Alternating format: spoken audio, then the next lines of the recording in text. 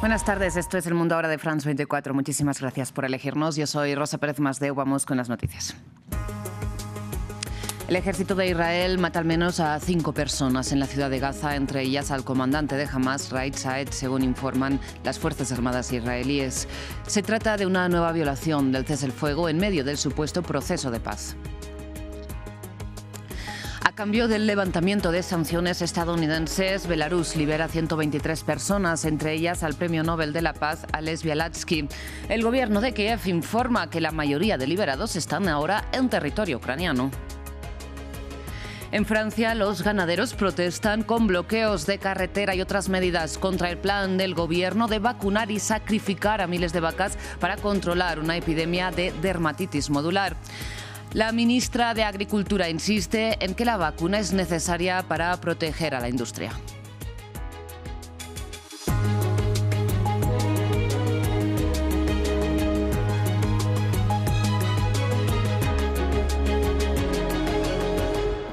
Iniciamos en la Franja de Gaza porque, a pesar de la tregua supuestamente vigente, el ejército de Israel ha matado al menos a 5 personas este sábado con un bombardeo contra la ciudad de Gaza. Según las Fuerzas Armadas de Israel, entre las víctimas mortales se encuentra el comandante de Hamas, Raed Saed, a quien habría ido dirigido el ataque. Según las autoridades gazatíes, Israel ha matado a más de 300 personas desde que el 10 de octubre entró en vigor, al menos sobre el papel, como saben, el cese el fuego que dio inicio al llamado proceso de paz de Donald Trump. Ahora el grupo palestino acusa a la parte israelí de socavar la tregua, mientras es incierto cómo proceder con la segunda fase del acuerdo, que implica, recordemos, el desarme de Hamas, así como la retirada de Israel del territorio palestino. El ejército de Israel y el Shin Bet atacaron y mataron al jefe del cuartel general de producción del ala militar de la organización terrorista Hamas y uno de los arquitectos de la masacre del 7 de octubre, Raad Hussein Saad. Cambiamos de tema, vamos a Belarus, porque el gobierno de Alexander Lukashenko ha liberado a 123 personas este sábado, entre ellas al Premio Nobel de la Paz, a Ales Bialiatski, y a la opositora María Kalesnikava. La liberación responde, eso sí, a un acuerdo con Estados Unidos, que a cambio ha ofrecido levantar las sanciones sobre la potas, es decir, un componente de los fertilizantes del que Belarus es uno de los principales productores del mundo. Belarus liberó este sábado a 123 prisioneros, un gesto calificado como el más grande en años bajo el gobierno autoritario de Alexander Lukashenko. Entre ellos destacan símbolos de la resistencia democrática. Ales Bialiatski, activista de derechos humanos y coganador del Nobel de Paz 2022, llegó a Lituania junto a otros 8 exdetenidos. Arrestado en 2021 y condenado a 10 años por cargos que negó, Bialiatski se convirtió en emblema global contra la represión postelectoral de 2020. María Kalesnikava, líder de las masivas manifestaciones contra Lukashenko, fue otra de las liberadas tras 11 años de sentencia por extremismo. Resistió un intento de deportación rompiendo su pasaporte y sufrió graves problemas de salud en prisión. Otros liberados incluyen exbanqueros, abogados, periodistas y miembros de ONG como Viasna. De los 123, 114 llegaron a Ucrania, incluidos ucranianos acusados de espionaje y bielorrusos que optarán por asilo en Polonia o Lituania. Este indulto se dio tras 2 días de reuniones entre el mandatario Lukashenko y el enviado del presidente estadounidense Donald Trump. Estados Unidos flexibilizó sanciones sobre la potasa bielorrusa, un ingrediente clave en fertilizantes y un importante producto de exportación para el país. Estamos levantando sanciones, liberando prisioneros y estamos dialogando. Hablamos constantemente y yo hablo con su presidente sobre diferentes temas. Él nos ayuda, nos aconseja sobre qué hacer con la guerra entre Rusia y Ucrania. Es un buen consejero. El gobierno de Trump destacó la amistad de Lukashenko con el líder ruso Vladimir Putin como posible puente para terminar la guerra en Ucrania.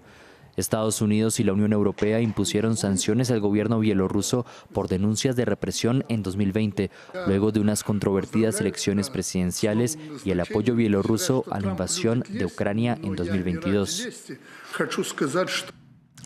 Cambiamos de tema, seguimos en Europa, pero vamos a Francia, donde aumenta la tensión entre el gobierno y los ganaderos a medida que la fiebre se propaga entre el ganado francés por un brote de dermatosis nodular, también conocida como enfermedad de la piel abultada, con más de 100 vacas contagiadas desde junio. Los ganaderos pretenden, eso sí, proteger a toda costa sus rebaños contra el sacrificio o la vacunación obligatoria que plantea el Ministerio de Agricultura. En el suroeste de Francia, estos agricultores se han reunido en la autopista con un único objetivo: que nadie pase. Bloquearemos la circunvalación aquí, también podemos bloquear el otro lado. La ira también es palpable en este peaje. Las movilizaciones de los agricultores han sido frecuentes en los últimos 2 años. Esta vez protestan contra la decisión del gobierno de sacrificar las vacas infectadas con la enfermedad de la piel grumosa, una medida destinada a proteger a la industria. Nuestro rebaño es como nuestra familia, estamos con ellos todos los días, todo el año, y no aceptamos esta práctica. Miramos a nuestros animales con miedo de tener que matarlos mañana. Por eso estamos aquí, porque nos sentimos completamente impotentes. La enfermedad se está extendiendo a lo largo de la frontera española. Ante el deterioro de la situación sanitaria, el gobierno ha impuesto la vacunación obligatoria en el suroeste, pero algunos sindicatos ganaderos prefieren un enfoque más específico. Por su parte, los manifestantes reclaman la vacunación general del ganado y están organizando bloqueos en todo el país. De Francia vamos a Honduras, donde 2 semanas después ya de las elecciones generales, el Consejo Nacional Electoral todavía no ha declarado a un ganador. Sin embargo, el 99,4% de las actas ya han sido escrutadas y el conservador Nasri Asfura lidera el conteo con 42.000 votos más que el liberal Salvador Narrala, que recordemos ha denunciado fraude electoral. Ahora, para analizar este panorama, contamos con Graco Pérez. Él es analista y experto en Derecho Internacional y está con nosotros precisamente desde Tegucigalpa, desde la capital de Honduras. Graco, muchísimas gracias por estar con nosotros aquí en France 24. De entrada le pregunto cómo se explica que hasta ahora todavía no haya un presidente electo, ¿no?, declarado oficialmente por el CNE. Saludos y muchas gracias por la invitación. Lo que está sucediendo es que la empresa que fue contratada para contabilizar las actas donde están los números de votos que favorecen a cada uno de los candidatos, pues ha tenido muchos contratiempos. Han habido caídas del sistema, se ha detenido conteos y bueno, como bien lo señala, este es el momento en que todavía estamos esperando un resultado. Ahora estamos entrando a la etapa de revisar inconsistencias, porque ya prácticamente se ha ingresado muchos de los datos, más del 94%, pero ahora va el tema de las inconsistencias y posteriormente también el día 15 vence la fecha para las impugnaciones de algunas actas en las que los partidos políticos sientan que han sido afectados. Bien, ¿de qué inconsistencias estamos hablando exactamente? Bueno, hay diferentes inconsistencias que se establecen en la ley electoral.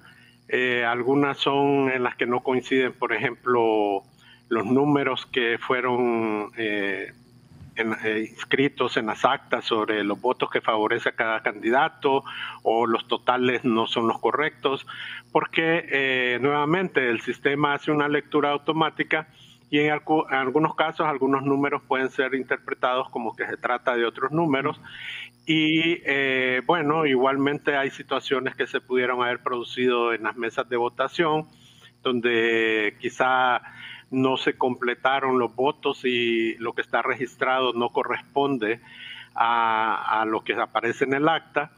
Entonces hay muchas situaciones que tienen que ser dirimidas en primer lugar como inconsistencias y luego los partidos políticos pueden impugnar aquellas actas que creen que no corresponden a la realidad. Y Graco, ¿usted considera que estos problemas que ha descrito de interrupción del conteo, ¿no?, de errores en la transcripción de ciertos resultados, se deben a problemas estrictamente técnicos que usted atribuye a esta empresa contratada para específicamente realizar este escrutinio o considera que detrás hay una voluntad política, tal y como ha denunciado, por ejemplo, el candidato liberal Salvador Narrala? Bueno, están los dos factores, ¿verdad? No se puede descartar el factor humano y el tema puramente digital y situaciones que se pudieran estar presentando a nivel de transmisión en el momento que se hizo desde las mesas electorales. Así que lo que se está haciendo ahora es un llamado para que el Consejo Nacional Electoral revise todas esas inconsistencias, revise las impugnaciones, ambos partidos que tienen posibilidad de llegar al poder, pues eso es lo que están solicitando para que finalmente se defina quién es el ganador.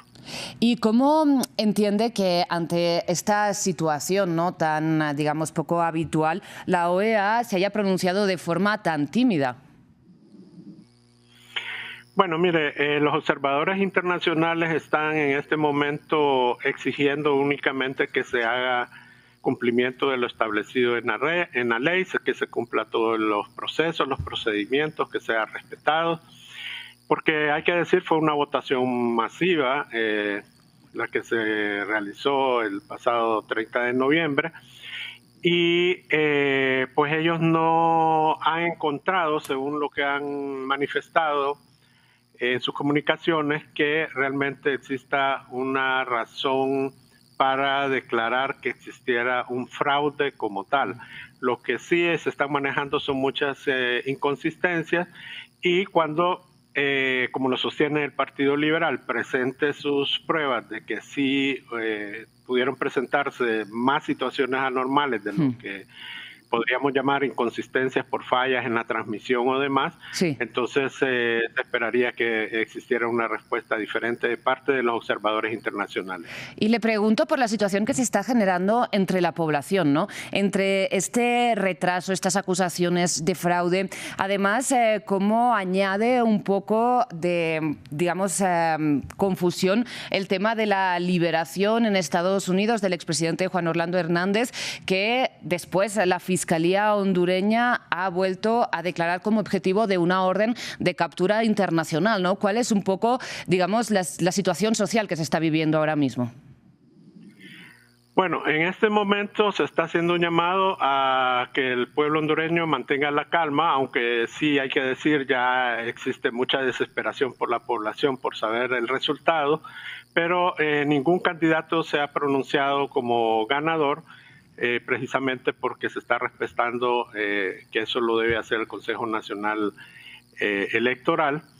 Y en el caso del expresidente Juan Orlando Hernández, efectivamente el gobierno de Estados Unidos anunció que le otorgaría un indulto ya cuando el país estaba en un silencio electoral, aproximadamente 2 días antes de las votaciones, y esto tuvo un impacto.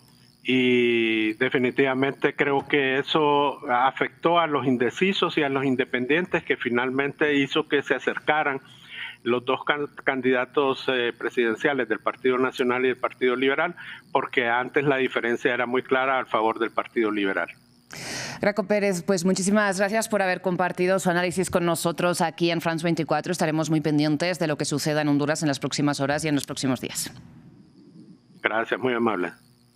Cerramos en Venezuela, donde el presidente insistió en que es necesario ganar lo que llamó batalla de la verdad. Nicolás Maduro agradeció además las movilizaciones de la población en rechazo a las amenazas de Estados Unidos, que recordemos, esta semana incautó un petrolero venezolano y ayudó también a salir a María Corina Machado del país, mientras mantiene el despliegue militar en el Caribe. Desde una de las marchas en Caracas, nuestra corresponsal Daniela Zambrano nos amplía la situación. La vicepresidenta Delcy Rodríguez dijo que Venezuela interpuso formalmente una denuncia ante la Organización Marítima Internacional por la incautación de este buque petrolero el pasado miércoles por parte de fuerzas militares estadounidenses. Acusó a Estados Unidos de afectar el comercio internacional del petróleo. Nicolás Maduro lo ha calificado como un robo descarado y un acto de piratería internacional. Sin embargo, la Fiscalía estadounidense asegura que este buque estaba implicado en una red ilícita de transporte transporte de petróleo que apoyaba organizaciones terroristas extranjeras y que era utilizado para transportar petróleo sancionado. Según versiones de prensa, se trataría de un buque parte de una flota fantasma y clandestina sancionada por Estados Unidos para transportar petróleo venezolano. La secretaria de la Casa Blanca aseguró que continuarían los canales regulares para hacer este proceso de forma legal. El buque transportaba 1.900.000 barriles de petróleo valorados en cerca de 80 millones de dólares. El gobierno venezolano ha convocado concentraciones en distintas barriadas populares. Me encuentro en unas de ellas precisamente para rechazar esta acción. Aquí ven a milicianos y a personas de la comunidad que cuando se les consulta por qué están aquí, algunos dicen para apoyar a Nicolás Maduro, otros para rechazar la incautación del buque y otros simplemente porque sus superiores así se lo pidieron. Esta acción por parte de Estados Unidos eleva aún más las tensiones entre ambos países, luego de este despliegue militar estadounidense bajo la excusa de combatir el narcotráfico, pero que según el gobierno venezolano pretende derrocar a Nicolás Maduro. Hasta aquí las noticias. Muchísimas gracias por su atención. Enseguida regresamos.